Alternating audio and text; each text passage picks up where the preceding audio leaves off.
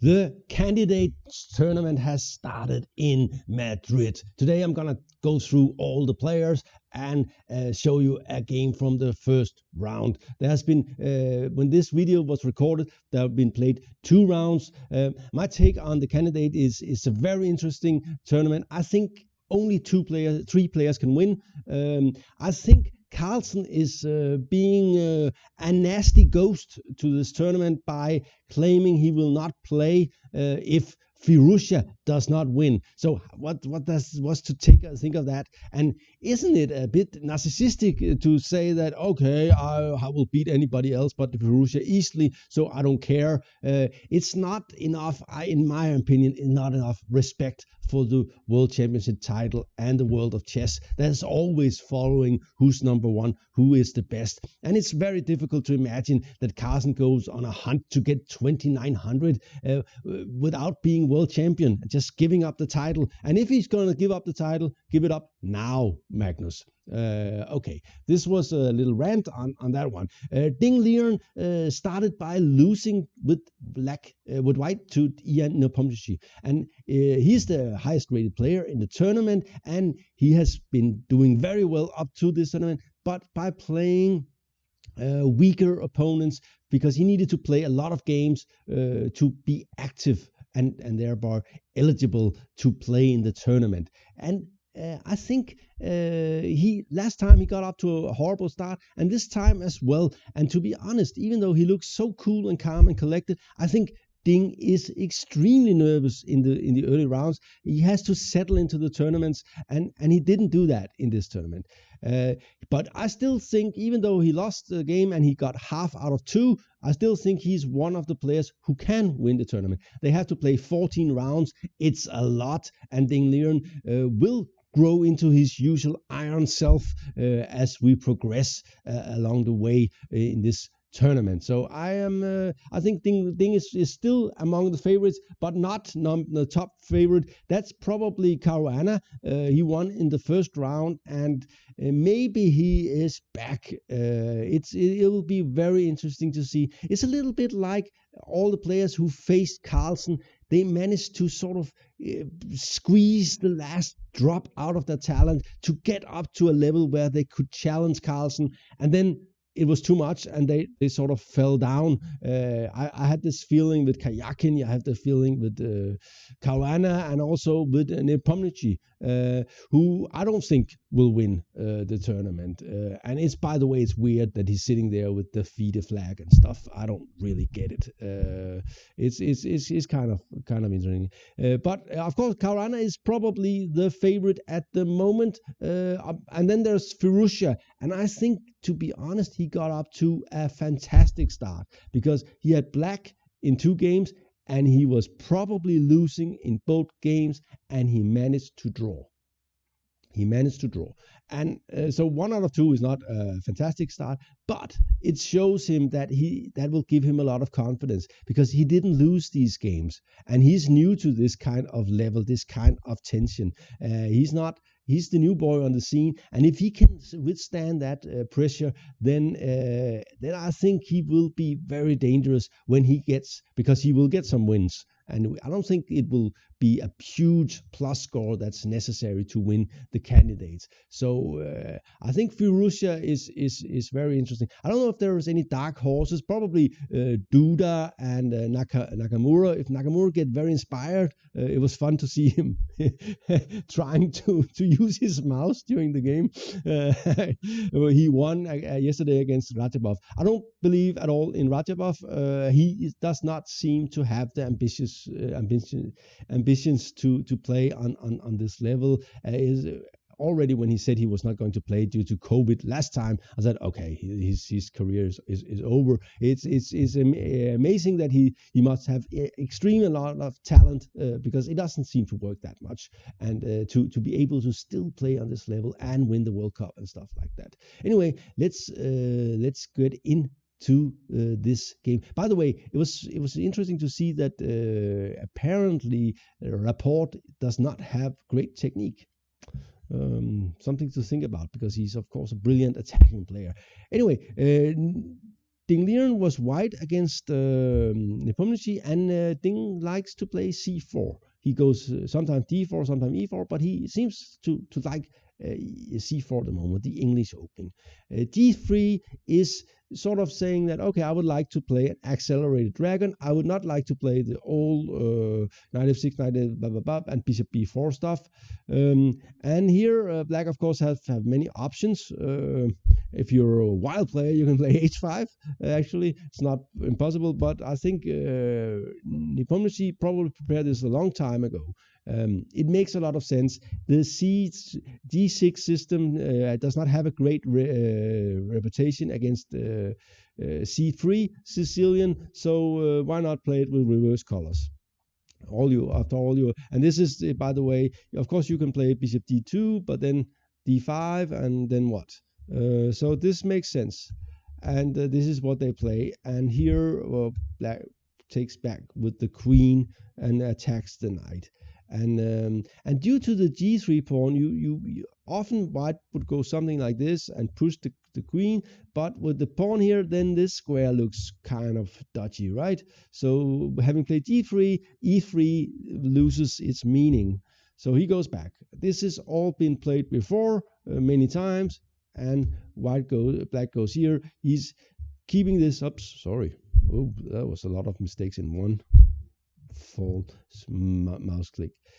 By the way, if white exchanges this one for this one, then we will have the easy structure in a version that's supposed to be good for white, and we know that unless black can do something fast, if you cannot do something fast, then white will probably gradually take over with one central pawn more. For people who are interested in this, look into the series on the easy structure. And this was probably prepared. Bishop e7. Black is hurrying to develop, and I don't know. Somehow it seems the thing is he's annoying to play this move, and if he takes and you play, and then why you can probably knight a6, and what to do now, right? And you will get kicked again no matter where you go almost. So instead they play knight e3 and castle, and a3, rook e8, all sensible moves. b4, white is going to play this move, and his big dream, of course, is to win the pawn. And here he goes knight d4, white goes bishop b2, and this was a bit surprising for me, because somehow I thought, okay, a la Steinitz, if you can take a central pawn, take it. So why not this move? After all, it's a pawn. It seems this was preparation, but this, I don't see any immediate.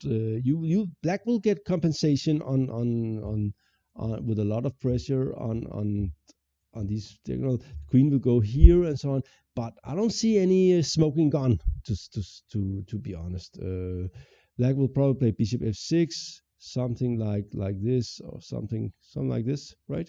And of course, there is a lot of pressure here. Now this one is threatened, this one is threatened, so you probably have to take and something like this. Still, I'm not sure. I'm not completely convinced. This is a disaster. Maybe you can just go bishop f3. Say okay. Of course, black has some compensation, and apparently Nepomniachtchi thought in his preparation this was fine. And also, it's unpleasant to get a move like this, but I don't know. He still went here, queen here, and this, of course, threatens mate in one. Oops. Here, checkmate. So you have to do something. You could take here, but this looks like a lot of pressure, right? And it will not be easy to get your pieces out. So h4 also makes sense. Even though if this one is ever gone, then you could get a bit nervous about your king. Bishop f6 again. Black's play makes a lot of sense. He's developing actively. Still, white's position looks fine. Nothing serious here. And of course, it's a little bit annoying to have to take here, but So this structure here looks strange and very sort of unflexible. Also, you can't really fix it with f3 because that will leave a lot of weak pawns. But on the other hand, this pawn is a bit weak, and it could be lost somewhere along the way. Bishop f5, all makes sense, and white cannot take here because of this move, and something will drop on e4. And in general, black of course is hoping to one day to do something here. Knight a4 makes a lot of sense. This at the moment this knight is out of the game. White's king position looks pretty solid, but we know that it is a little bit under pressure, so it might be interesting to get an attack going for black. So let's exchange some pieces, and white might sit with this, but black might sit with this as a weakness. Also, the d file could be interesting for white, probably more than it is for black. And he took here, and here comes an interesting moment, because in general, of course, Ding is a calculator. He's very good at calculating, but he's also sensing stuff and so on. But it's sometimes he chooses the wrong plan, and this is what happens to him here. He chooses the wrong plan. He plays this move, and the idea is very simple: get to the d file and annoy the here and this one.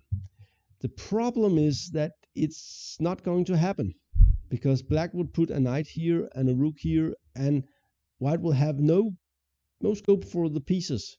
So taking back with the knight was definitely a mistake. He should take with the queen and saying, okay, I accept that at the moment my knight is not going something wild, but your knight is not going anywhere, and if it goes, then my knight can go here, where it will be very active, and meanwhile I can probably put a lot of pieces on the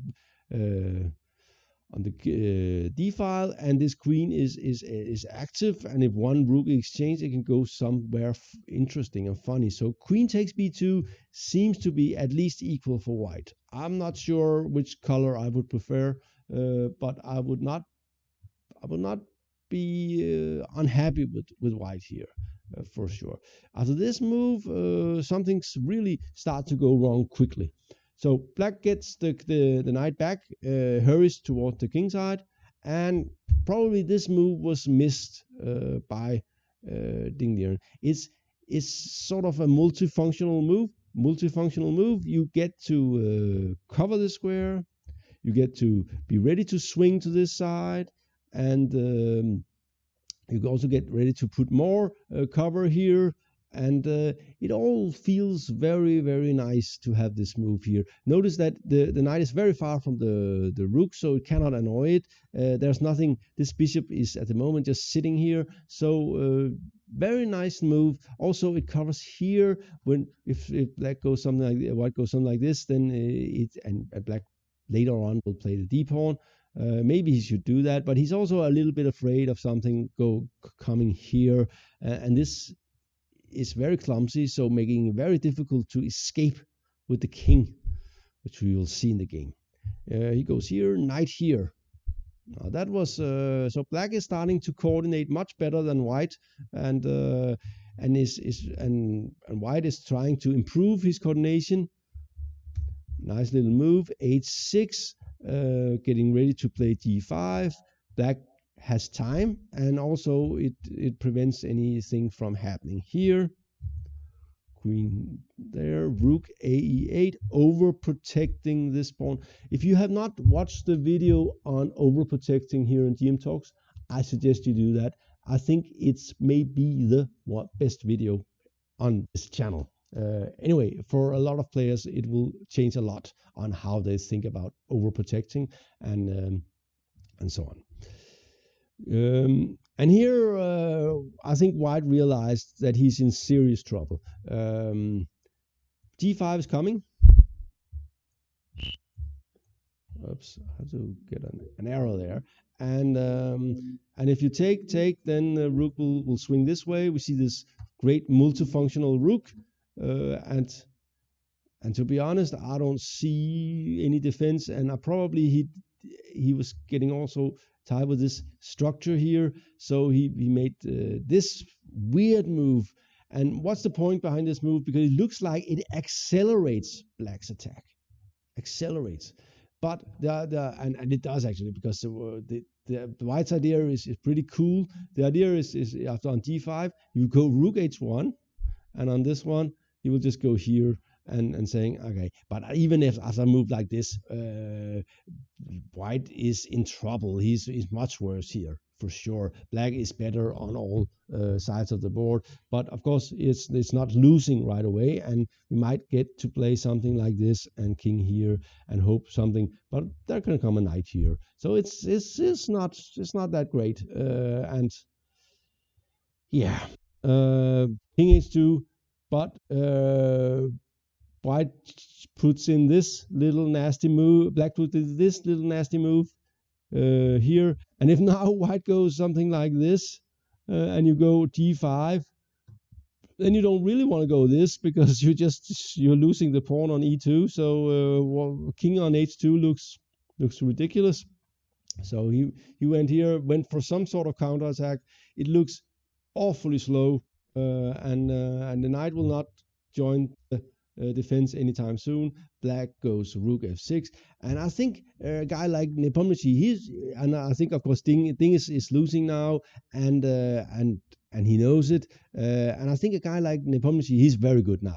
He might get some nerves at some points in the game, but when he gets this kind of position, they just disappear, and he plays like a mean attacking machine. I don't think he messes attacks like this up ever. And g5, and black is white is completely busted. He goes here and take, and here trying to get back, getting back to this one. a3, a great little move, and we see this structure here is got some serious issues, because this one is annoying, and this one is coming, and this one is in annoying, and so on. So not easy. He took here, and black calculated a little and took here, threatening mate in 1. And here we see this weakness of the structure, because white, of course, probably thought when he calculated this that he could take on d2. The problem is something like this. Oops. You have to take, check, check, check, check, and checkmate. So cool little variation, and of course, so f4, queen here, take, threatening this move and this move, and after this move comes this move, and now it's not funny anymore, and you can well, if you take, then queen h1 is mating, and after this move, after something like this move, then we get to see the problem with this structure here.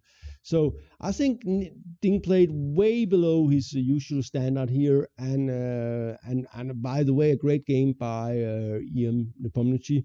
I still don't think it will change much. 14 rounds is a lot, and maybe it was good for Ding Liren, because he has been playing a lot of, well, not weak Chinese players, but a lot of players below his own level for a long time to get to play all these games that he needed. And facing this kind of opposition and losing a game was probably good for him in over the course of the tournament. So I think it will be interesting. We're not gonna do much candidates here on GM Talks. We think that I think that there are a lot of big channels out there who's got a lot of viewers and who can do it very fast just after the rounds have finished and so on. And you're probably advised to look into what they do. But here was my take on the candidates, and I hope you enjoyed it. Thank you for watching.